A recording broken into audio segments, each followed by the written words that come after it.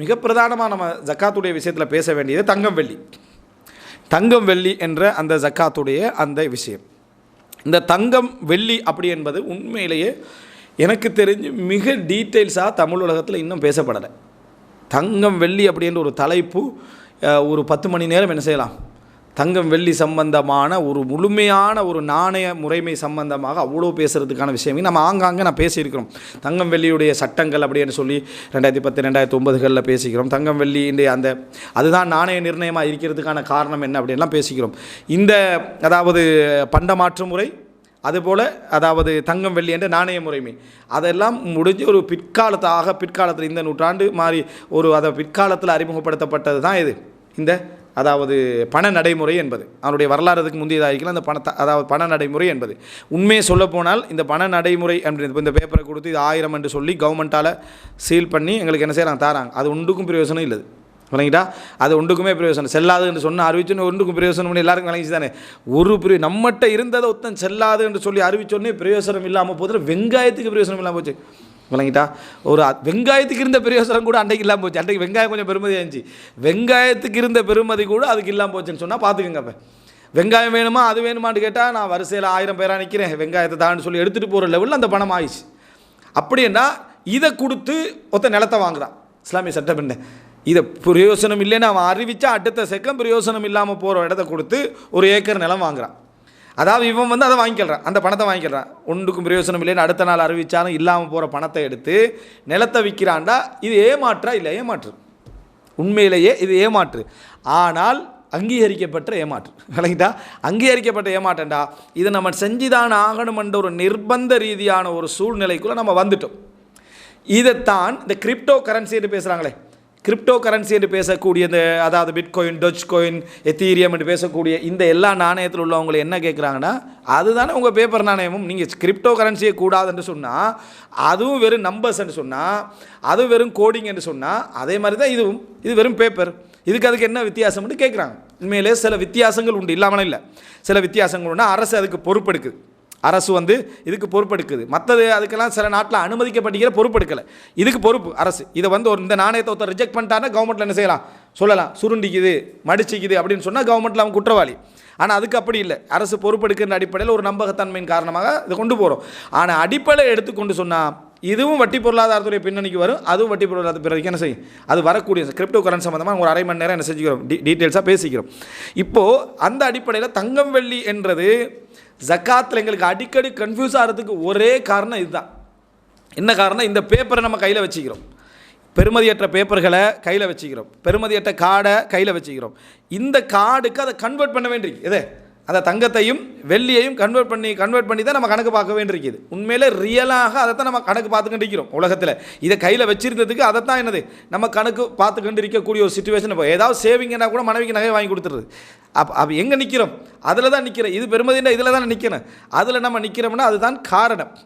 அதுவும் நிலமும் மட்டும் தான் நிற்கிறதுக்கு காரணம். இப்போ இந்த அடிப்படையில் எங்களுக்கு இந்த கன்வெர்ட் பண்ணி பார்க்கறதுனால ஜக்காத்துடைய அளவு வருஷத்துக்கு வருஷம் மாற்றம். போன வருடம் நம்ம அதாவது இப்போ இலங்கை நான் இதில் கணக்கில் சொல்கிறேன்னா நம்மளுக்கு 1 லட்சம் இருந்துச்சுன்னு வைங்களேன். இப்போ 1,70,000 ஆகிட்டு 1 பவுன் இலங்கை பணத்தில் விளங்கிட்டா. அப்போ எடுத்து பார்த்தீங்கன்னு சொன்னால் அங்கே 17,000 தாண்டிட்டு போகுது. 17,000 18 லட்சம் என்ன செய்யுது ஜக்காத்துக்கு வருது. அப்போ போன வருஷம் பயானில் நம்ம என்ன செஞ்சிருப்போம், 10 லட்சத்தில் ஜக்காத்து கடமை என்று இன்றைக்குள்ளதை எடுத்து காட்டினார் வைங்கன்னா 10 லட்சம் என்றார் போன வருஷம். இந்த வருஷம் 17,000 என்றார்னா இந்த பிரச்சனைக்கு யார் காரணம்? இந்த பேப்பர் தான் காரணம் என்று நம்ம முடிவெடுத்துக்கிறோம். தங்கம் வெள்ளி தான் மாறாத நிர்ணயம். அதுவும் வெள்ளி கூட ரொம்ப வீழ்ச்சியில் இந்த காலத்தில் என்ன செய்திருக்கு. ஒரு காலத்தில் அதாவது அலுமினியம் ஆக உச்சகட்டத்தில் இருந்துச்சு, சில்வராக உச்சகட்டத்தில் இருந்துச்சு. ஆனால் தங்கம் என்றைக்கும் மாறாமல் இருக்கக்கூடிய தங்கம் தான், கோல்டு தான் என்றைக்கும் மாறாமல் அதாவது பணம் மாறிக்கின்றிருக்கு, தங்கம் மாறலாம். புரிஞ்சுக்கணும், இங்கே இந்த ஏற்றம் அல்ல. தங்கம் மாறாமல் என்றைக்கும் இருந்து கொண்டு இருக்கிறது தங்கம், சின்ன சின்ன மாற்றங்களை தவிர. இப்போ இந்த அடிப்படையில் ரசூல் ஸல்லல்லாஹு அலைஹி வஸல்லம் அவங்களோட மதீனால புழக்கத்தில் இருந்தது வெள்ளி தான். நம்ம வரலாறுக்குள்ளே போகிற மாதிரி அது வெள்ளி தான், தங்கம் தான் நம்ம இந்த கணக்கில் நம்ம வைக்கிறோம். இப்போ என்ன பிரச்சனைடா, தங்கத்தை அளவாக வைப்பதா? இப்போ தங்கமும் நாணயம் ரசூலுல்லாஹ் காலத்தில், அதே போல் வெள்ளியும் நாணயம். இப்போ நம்ம இந்த பணத்தில் ஜக்காத்து கடமையாகுமான்றதுக்கு இப்போ நமக்கு தெளிவாகவே விளங்குது. என்ன, தங்கத்தை அளவாக வைக்கலாம், வெள்ளியும் அளவாக வைக்கலாம். இதுக்கு ஹதீஸ் தேவையில்லை. நல்ல முறையில் புரிஞ்சுக்கோங்க, இதுக்கு ஹதீஸ் தேவையே இல்லை. ரசூல் ஸல்லல்லாஹு அலைஹி வஸல்லம் காலத்தில் எது நாணயம்? தங்கம். ரசூல் ஸல்லல்லாஹு அலைஹி வஸல்லம் எது நாணயம்? வெள்ளி. அப்போ இது ரெண்டும் தான் நாணயம்ண்டா ரெண்டில் ஒன்றை கொண்டு தான் நம்ம என்ன செய்யணும்?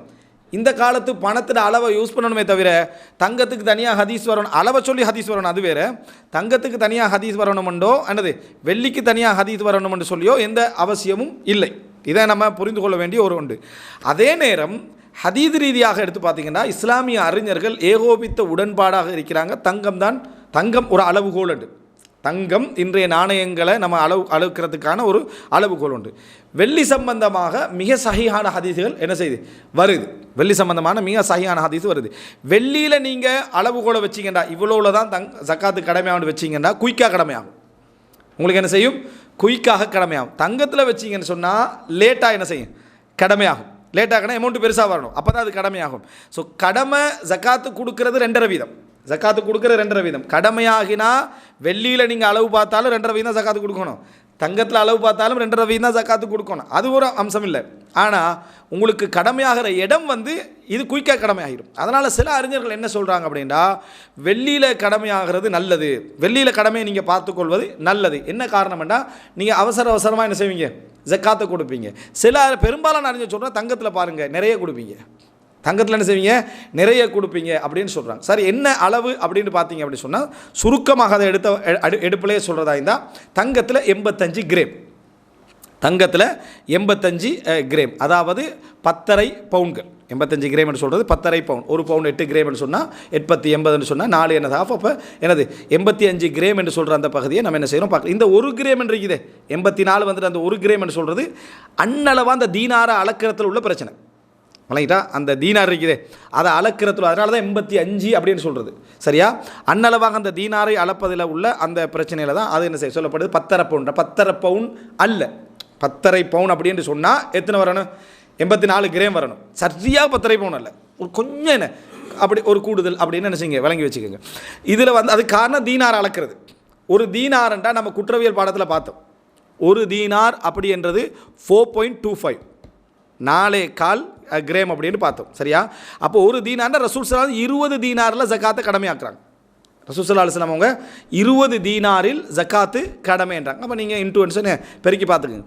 அப்போது இந்த அடிப்படையில் அந்த சின்ன டிஃப்ரெண்ட் வார்த்தை 20 மிஸ்காலில் என்ன செய்கிறாங்க? ரசூல் ஸல்லல்லாஹு அலைஹி வஸல்லம் ஜக்காத்து கடமை என்ன செய்கிறாங்க சொல்கிறாங்க.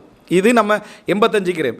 இதனால தான் சில அறிஞர்கள் 85, சில அறிஞர்கள் 87, சில அறிஞர்கள் 93 என்று டிஃப்ரெண்ட் ஆகிறதுக்கு காரணம் சில அறிஞர்களுடைய அளவுகோல் இந்த மிஸ்காலையும் தீனாரை அளக்கிறதுல என்னது ஒரு இந்த ஃபித்ரா அரிசி கொடுக்குற மாதிரி ஒரு சாவு கொடுக்கணும்டா அது 2 கிலோ 400 கிராமில் இருந்து 3 கிலோ வரைக்கும் என்ன செஞ்சுக்கிறான்? முரம்பட்டிக்கிறான். சாவோடில் உள்ள முரம்பாடு.